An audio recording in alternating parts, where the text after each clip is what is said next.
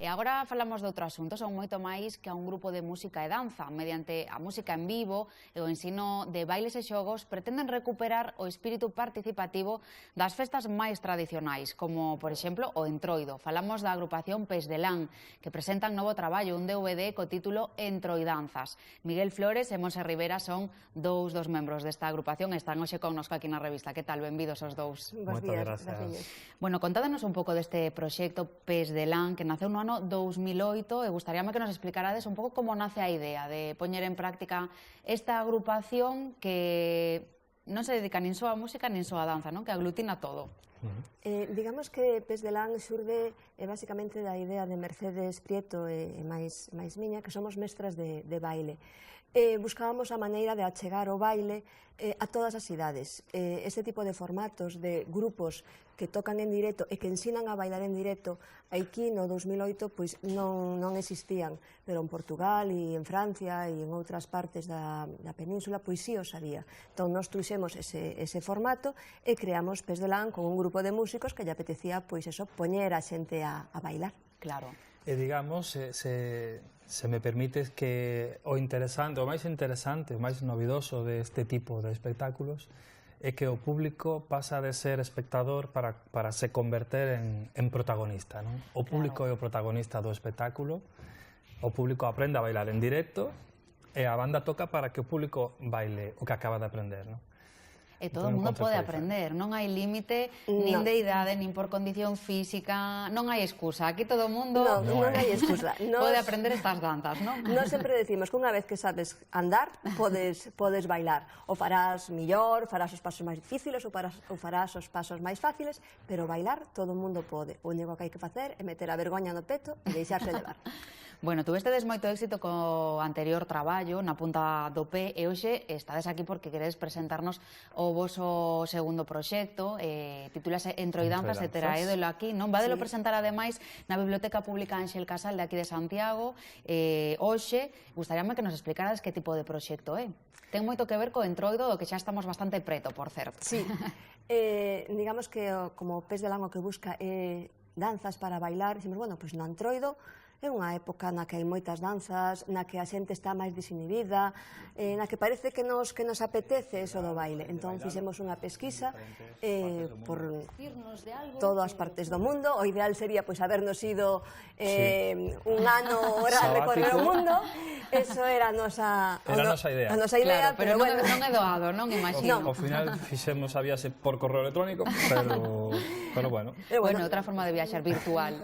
A viaxe fixémola, atopamos danzas de Entroido por todas partes do mundo, quedámonos con 11, que foron as que están incluídas en este Entroidanzas, e no que hai un pouco unha mostra de como se celebra o Entroido, sempre a través da música e do baile, en América, como Italia, como Grecia, Colombia, Argentina, Perú, Galicia, por suposto. Bueno, o Entroido, polo tanto, ten presencia en prácticamente todos os rincóns do mundo, non? En moitas partes do mundo. Todo o que foron, onde está o cristianismo, está o Entroido.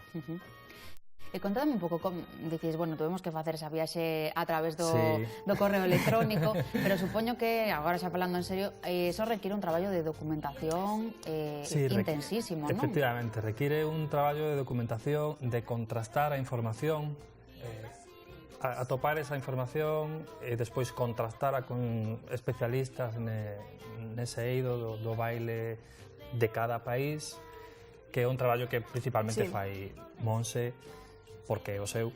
Despois os músicos facemos unha segunda escolma atendendo a sonoridade, a música, a posible instrumentación.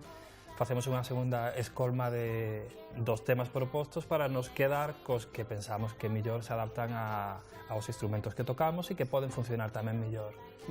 E, bueno, para nesa viaxe en busca das danzas do mundo tamén botamos man de amigos, mestres, bailadores que ao longo da túa trayectoria pois vas coñecendo, non? Claro, porque o proxecto Pes de Lan tamén é moi interesante desde ese punto de vista, porque isto conformaron moitísimas persoas, non sei cantos sodes neste momento, e moitos deles, de feito, traballan un pouco de xeito voluntario, non?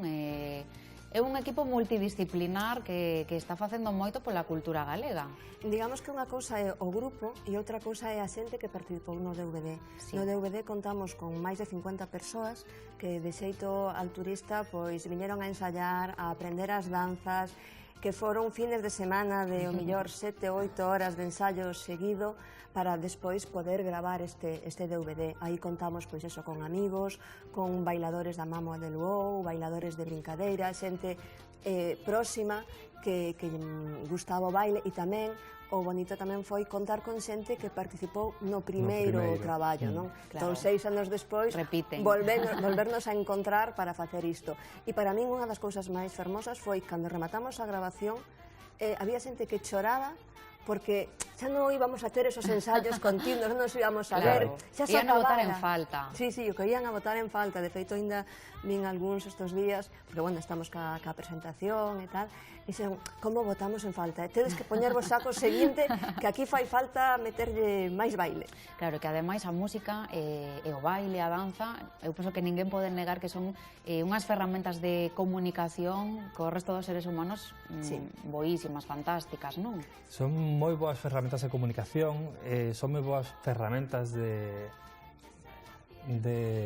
como dicir, de educación e tamén de convivencia. A nós sempre desde un principio interesounos que nos nosos espectáculos disfrutaran todas as xeracións posibles. E unha das cousas que sempre tivemos en conta foi iso, que un pai poidera ir a un concerto de Pes de Lan a bailar co seu fillo, ca súa filla, ou un avó co seu neto, e que os dous foran protagonistas, non fora unha cousa exclusiva nin de un nin do outro. Claro.